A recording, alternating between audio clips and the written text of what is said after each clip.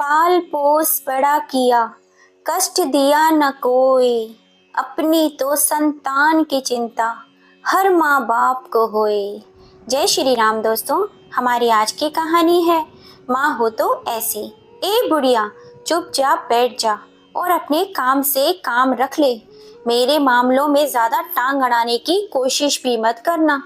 ज्यादा बकबक करेगी तो मैं अभी इसी समय इसी चाकू से अपनी जान ले लूंगी और फिर तुझे मेरे खून के इल्जाम में पुलिस पकड़ कर ले जाएगी। देखना फिर तेरा क्या होगा। फिर कौन तुझे बचाएगा। फिर पीसती रहना बैठी बैठी जेल में चक्की। बहू की बात सुनकर बुढ़िया डर गई और खामोश होकर बैठ गई। आज मेरी तबीयत बहुत ज्यादा ही खराब थी। मुझे दस्त लग रहे थे और मैंने बहू को पानी उबालकर नमक चीनी पानी पकाने के लिए कह दिया। बस इतनी सी ही बात थी कि बहू भड़क उठी और मुझे जान से मारने की धमकी दे रही थी।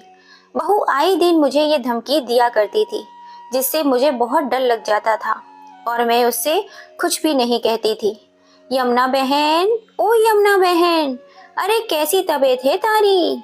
अरे कौन है। अच्छा राधा तू है। क्या बताऊं राधा बहन, आज तो मेरी हिम्मत जवाब दे गई। सुबह से दस्तों की शिकायत हो रही है। शौचालय जाते जाते पैर टूट गए हैं मेरे तो। यमुना बहन, ऐसा क्या खा लिया था रात को जो इतने दस्त लग गए। अरे क्या बताऊं राधा बहन, कल से पेट में खराबी हो रही थी, इसलिए अनुज को कहा था कि तोरई लेकर आना, उसकी सब्जी बना लूंगी। लेकिन ये अपनी पत्नी के कहने पर बैगन उठा लाया और बैगन का भरता बनाया और मुझे भी वही खिलाया। एक तो मेरे दांत नहीं रहे। तोरई की पतली सब्जी से रोटी अच्छे से चबाई जाती है। मुझसे बैगन का भरता इतनी मुश्किल से खाया गया, लेकिन भूख इतनी थी कि क्या करती, मन मसोस कर वही खाना पड़ा। उसको खाते ही मेरी हालत तो खराब ही हो गई। राधा देवी, हे भगवान, इन बच्चों को कभी अकल नहीं आएगी। वो तो नीलम आई हुई थी, इसीलिए मैं 2-3 दिन से नहीं आ पाई थी, नहीं तो मैं ही घर से खाने को ला देती। लेकिन तुम्हारी हालत तो मुझे बहुत ज्यादा ही खराब लग रही है। चलो खड़ी हो जाओ, थोड़ी सी हिम्मत करो, मैं ही तुम्हें डॉक्टर के पास ले चलती हूँ। हाँ हाँ चल ले चल। अब तो जान सी निकली जा रही है। पिछले महीने कविता आई थी, वो देकर गई थी कुछ पैसे मुझे, उन्हीं पैसों से ले आती हूँ दवाई। हाँ हाँ बाबा ठीक है चलो। यमुना देवी जी बदहवास हालत में पड़ी हुई थी, तो उनके पास उनकी पड़ोसन राधा देवी जी आई और उन्हें आवाज लगाकर उठाया। तो उन्होंने उनको अपनी आप बीती सुनाई। तो राधा देवी उन्हें डॉक्टर के पास लेकर जा ही रही थी। यमुना देवी जी धीरे धीरे खाट से उतरी और अलमारी में से पैसे लिए और राधा देवी के साथ चल पड़ी। कमरे से बाहर निकलने पर यमुना देवी जी की बहू पायल ने उन्हें देखा तो नाक मुंह बनाते हुए बोली, कहाँ जाने की तैयारी है। किस तरह चल रही दोनों महारानी बनठन कर। राधा देवी, बहू तेरे सास की तबीयत बहुत ज्यादा खराब है, डॉक्टर के ले जा रही हूँ। पायल तिड़क कर बोलती है, ओहो ये बात है।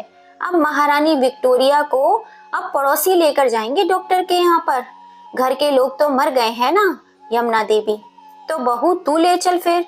पायल, नहीं नहीं, मेरे बस का नहीं इस बुढ़िया को लेकर जाना, तुम लोग ही लेकर जाओ इसको। जो हो सके तो वहीं छोड़ देना इसको और लौटाकर घर मत लाना। राधा देवी और यमुना देवी उसे देखती रह गई और फिर चुप कर चल पड़ी। यमुना देवी जी जब शादी हुई थी उसके कुछ समय पश्चात ही राधा देवी जी की भी शादी हुई थी। पड़ोस में होने के साथ साथ दोनों अच्छी सहेलियां बन चुकी थी। अब यमुना देवी जी इस घर में आई तो उनके पति कुंदन कुमार जी ने उन्हें पहले ही बता दिया था कि मेरी माँ थोड़ी गुस्से वाली है, उनका ध्यान रखना। बस ये बात यमुना देवी जी ने अपने पल्लू से बांध ली थी और उनके मरते दम तक सेवा करती रहीं। ससुर जी का देहांत यमुना जी के विवाह से पहले ही हो चुका था। उनकी सास ने अपने जीवन में बहुत दुख उठाए थे, इसीलिए यमुना देवी अपनी सास की बहुत सेवा करती थी। वह अपनी बहू की सेवा से बहुत खुश हुआ करती थी। उनका गुस्सा शांत हो गया था। कुंदन कुमार जी भी अपनी माँ की सेवा में कभी कोई कमी नहीं आने देते थे। वह अपनी पत्नी को उतना ही प्यार करते थे और अपनी माँ को भी हद से ज्यादा प्रेम करते थे। कुंदन कुमार जी की मां ने अपने देहांत से पहले जिस घर में वह रहते थे उस घर को अपने बेटे के नाम कर दिया था। बाद में कुंदन जी ने वह घर बेच दिया था और दोनों पति पत्नी ने अपनी मेहनत से दूसरा नया एक बड़ा सा घर बना लिया था जिसकी कीमत आज करोड़ों में है। कुंदन कुमार जो एक सरकारी नौकर थे, घर में खाने पीने की कोई कमी नहीं थी। दोनों ने अपने प्रेम से अपने घर को स्वर्ग बना रखा था। इनके यहाँ पहले 3 बेटियों ने जन्म लिया, लक्ष्मी, सरस्वती और गंगा। फिर बेटे ने जन्म लिया जिसका नाम उन्होंने अनुज रखा। तीनों बेटियों का विवाह तो कुंदन जी अपने हाथों से करवा गए थे, लेकिन अनुज अभी बढ़ रहा था और उसे गंभीर बीमारी से चलते उनकी दोनों किडनी फेल हो चुकी थी। इलाज भी बहुत करवाया, लेकिन भगवान को शायद कुछ और ही मंजूर था। वे काफी दिनों तक बीमार रहे। अनुज भी विवाह लायक हो चुका था। कुंदन जी को अपने बेटे की शादी करने का बड़ा ही अरमान था कि अनुज का विवाह वे अपने दोनों हाथों से करवा सके, किंतु यह सौभाग्य उन्हें प्राप्त न हो सका। उनके विवाह से पहले ही वह चल बसे। मैं उनकी मौत से सदमे में आ गई। कई दिनों तक मैं सदमे में पड़ी रही। बेटियों ने मुझे तसल्ली दी और मुझे इस सदमे से बाहर निकाला। फिर बेटियां अपने अपने घर चली गई। फिर मैं बहुत साहस जुटाकर अपने बेटे को अपने पति की नौकरी दिलाने के लिए खूब प्रयत्न करने लगी। कई महीनों तक दफ्तरों के चक्कर काटे और आखिरकार कुंदन कुमार जी की नौकरी अब अनुज के हाथ में थी। अनुज अपनी माँ का बहुत ख्याल रखता था। उनका सर भी दबाता, पैर भी दबाता। फिर उसे एक लड़की पसंद आ गई। उसने माँ से कहा तो माँ भी विवाह के लिए तैयार हो गई और दोनों का विवाह कर दिया गया। विवाह के पश्चात अनुज ने ऐसी पलटी मारी कि वह माँ के पल्लू से निकलकर सीधे पत्नी के पल्लू में सिमट कर रह गया। सर दबाना, पैर दबाना तो बहुत दूर की बात, अपनी माँ को नजर भर कर भी नहीं देखता था। घर का कानून भी अब माँ के हाथ से छीन लिया गया था और पायल के हाथ में सौंप दिया गया था। जो पायल चाहती थी वही होता था। पायल दिन को रात कहती तो अनुज रात कहता। माँ खाने को कुछ मांगती तो 70 भाषण सुना दिए जाते थे। माँ कहती कि मुझे सूखी सब्जी नहीं खाई जाती, तरी वाली चीजें बना दिया करो, तो जानबूझकर सूखी सब्जी ही बनती थी। ये यमुना देवी जी को लाकर खिला दिया करती थी।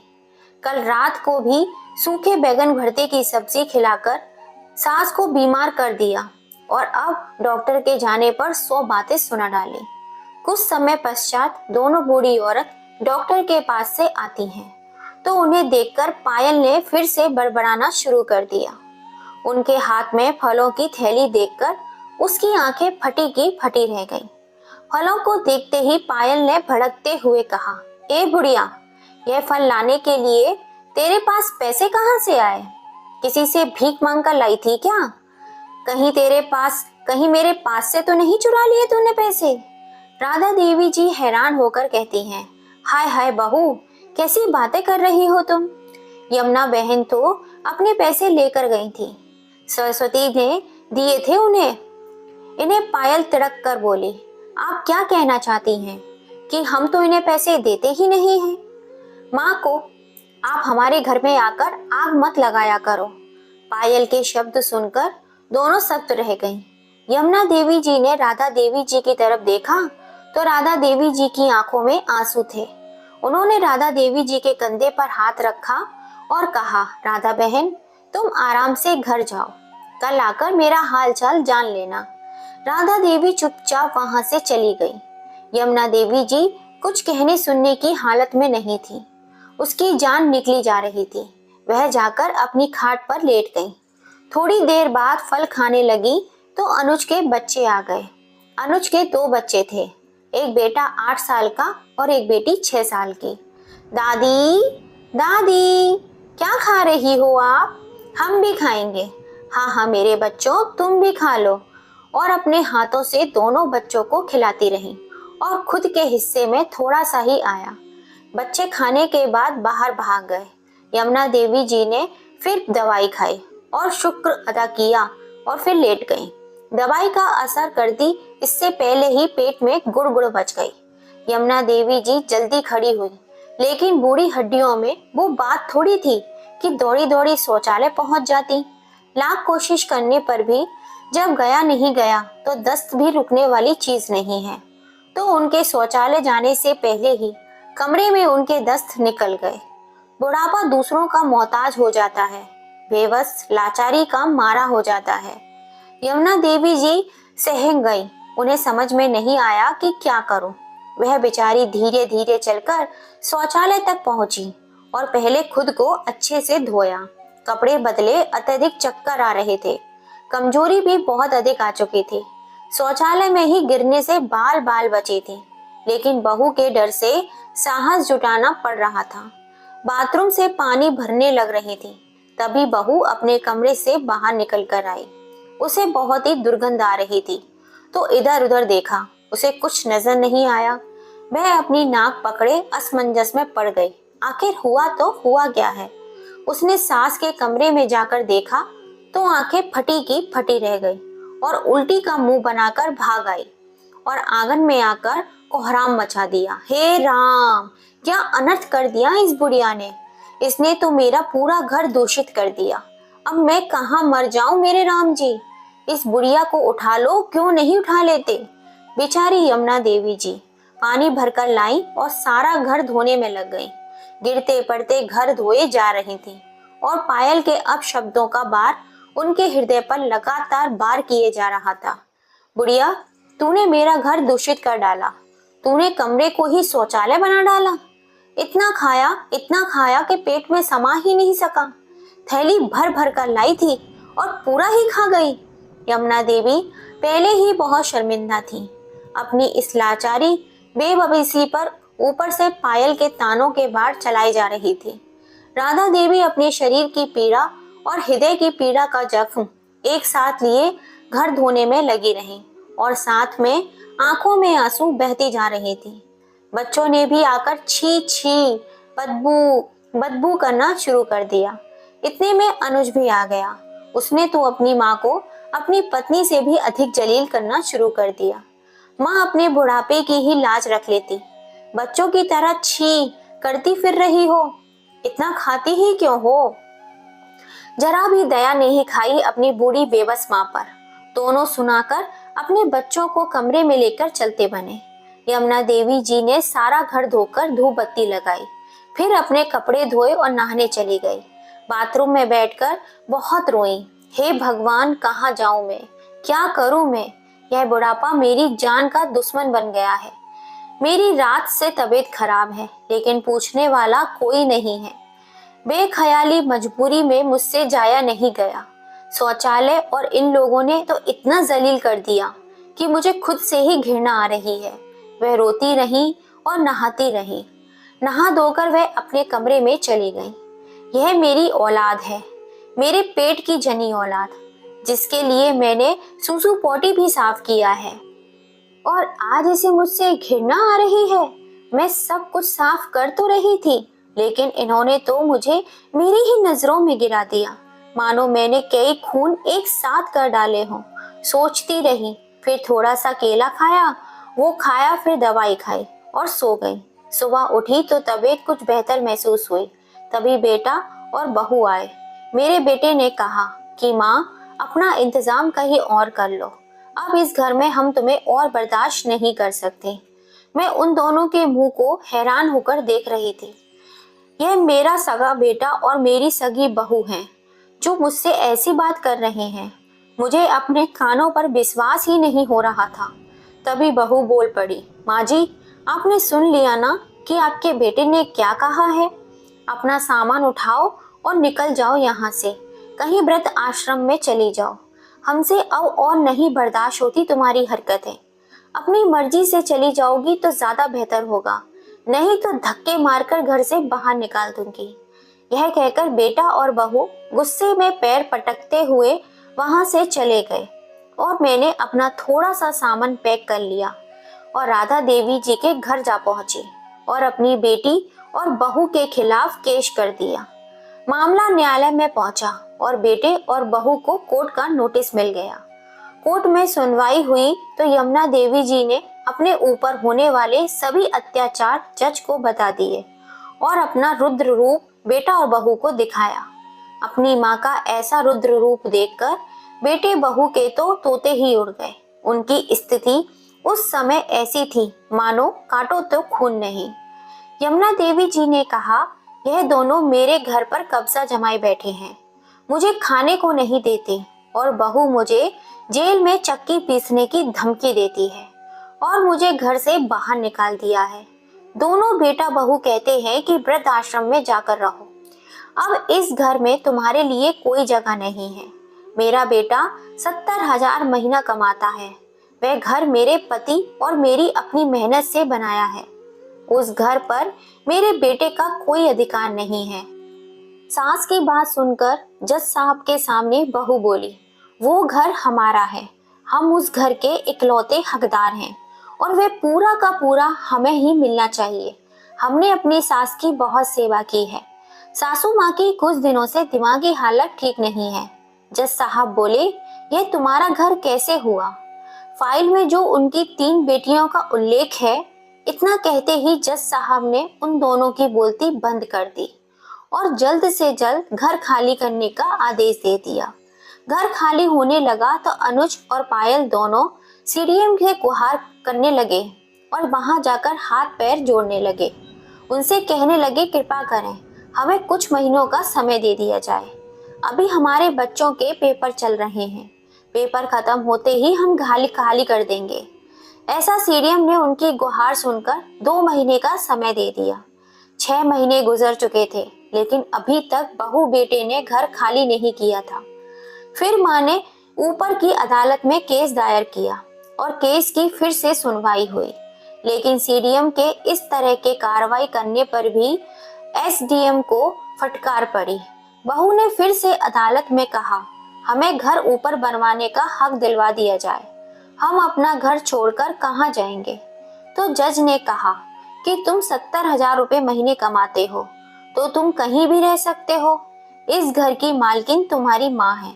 अगर वह तुम्हें इस घर में नहीं रखना चाहती तो तुम्हें उस घर में रहने का कोई हक नहीं है। वह तुम्हारी माँ की प्रॉपर्टी है। वह चाहे किसी को भी अपने साथ रख सकती हैं और फिर किसी को भी अपना वारिस बना सकती हैं। उसमें कोई भी दखल अंदाजी नहीं कर सकता। और जज साहब का फैसला सुनकर बेटे बहू के तो होश ही उड़ गए और उनकी सारी चालाकियां धरी की धरी रह गई। फिर तुरंत ही घर खाली करने के लिए कार्रवाई शुरू हो गई। यमुना देवी अपने पड़ोसन राधा देवी के पास रह रही थी। उन्होंने साफ साफ बोल दिया था कि मैं अनुज पायल की सूरत भी नहीं देखूंगी और जब तक वे अपने घर से ना निकाल दूं, अपने घर की सूरत नहीं देखूंगी। दोनों बेटे बहू राधा देवी जी के घर पर ही आ धमके और तीनों बहनों को भी अनुज ने फोन करके बुला लिया था। एक ही भाई था तो तीनों बहनों का लाडला था। जब उन्हें पता चला कि उनकी माँ ने ऐसा कर रही है तो भाग कर आ खड़ी हुई। अनुज पहले अच्छा बेटा और अच्छा भाई था, लेकिन पायल ने माँ बहनों के खिलाफ उसे पट्टी पढ़ाकर बुरा बना डाला। लेकिन तीनों बहनें अब भी अपने भाई भाभी के इस व्यवहार से अनजान थी। कभी कभी साल भर में आती थी, अपने बच्चों की पढ़ाई के चक्कर में हमेशा बिजी रहती थी। जब आई तो माँ को बोला, माँ तुम ऐसा क्यों कर रही हो भाई के साथ? ऐसा कुछ भी करने से पहले सोचा तो होता। तो यमुना देवी जी को गुस्सा आ गया और कहने लगी, आ गई, तुझे तो होश आ गया अपने भाई का। अपनी माँ का तो कभी होश नहीं आया तुझे और भाई की हिमायती बनकर चली आई। तुम तो अपने घरों में व्यस्त हो। तुम्हें क्या मालूम कि मुझे इस बूढ़ी विधवा औरत पर क्या गुजर रही है, कैसे अपनी सांसें पूरी कर रही हूँ इन पापी नीच औलाद के साथ। मेरा घर है, मेरी मर्जी। अब किसी का बाप भी आ जाए तो ना मानूं। बिगाड़ कर दिखाए कोई कुछ मेरा। जीना हराम करके रख दिया बुढ़ापे में मेरा। अब जीना हराम तो मैं इनका करूंगी। माँ ऐसी धमकी सुनकर अनुज पायल यमुना जी के पैरों में जा गिरे और रोते बिलखते कहने लगे, माँ हम अपना घर छोड़कर कहाँ जाएंगे, ऐसे सब कुछ अचानक छोड़कर। तभी यमुना देवी जी गुस्से से बोली, मेरी तरफ से तो कुएं में जा गिरो। कुएं में भी जगह न मिले तो चुल्लू भर पानी में डूब मरो। रत्ती भर भी फर्क नहीं पड़ता मुझे। तीनों बेटियां भी चुपचाप सुनती रहीं और अपनी माँ का ऐसा रूप देखकर डर गईं। बोली, भाईजान कर ले अपना इंतजाम कहीं और। माँ नहीं मानने वाली। अनुज तीनों बहनों के आगे हाथ पैर जोड़ता रहा, लेकिन वह भी अपने हाथ खड़े कर देती है। फिर दोनों अपने बच्चों को लेकर घर से अपना सामान ले जाते हैं। तीनों बेटियां यमुना देवी जी और राधा देवी जी उनको घर लेकर जाती हैं। यमुना देवी जी रोने लगती हैं। राधा देवी जी और बेटियां कहती हैं, माँ अब रोने के दिन गए तुम्हारे, अब तो हंसने के दिन हैं। और फिर सब हंसने लगते हैं। अब यमुना देवी जी अपने घर में आराम से अपना जीवन व्यतीत करने लगी थी और राधा देवी जी भी आकर बहुत देर तक यमुना देवी जी के पास बैठी रहती थी। काम में भी उनका हाथ बटा दिया करती थी। घर में दोनों की हंसी की आवाज गूंजती रहती थी। जब बच्चे छोटे होते हैं तो घर में उनकी किलकारियों की आवाज गूंजती है और माँ बाप उनके लिए पागल हुए फिरते हैं। जब वही बच्चे बड़े हो जाते हैं तो वे माँ बाप की जुबान पर ताला लगा देते हैं। लेकिन जब एक माँ अपने बच्चे को जन्म दे सकती है, पाल पोस कर इतना बड़ा कर देती है, तो माँ क्या कुछ नहीं कर सकती। दोस्तों, ये कहानी सच्ची घटना पर आधारित है। आप इस कहानी के बारे में क्या कहना चाहते हैं? क्या माँ ने अपने बेटे बहू के साथ जो किया वो सही था या गलत? अपनी राय हमें कमेंट करके ज़रूर बताइएगा। और कहानी पसंद आई हो तो ज़्यादा से ज़्यादा अपने दोस्तों के संग शेयर कीजिएगा, लाइक कीजिएगा, सब्सक्राइब कीजिएगा। फिर मिलेंगे आपसे ऐसी ही किसी इंटरेस्टिंग कहानी के संग। जय श्री राम दोस्तों।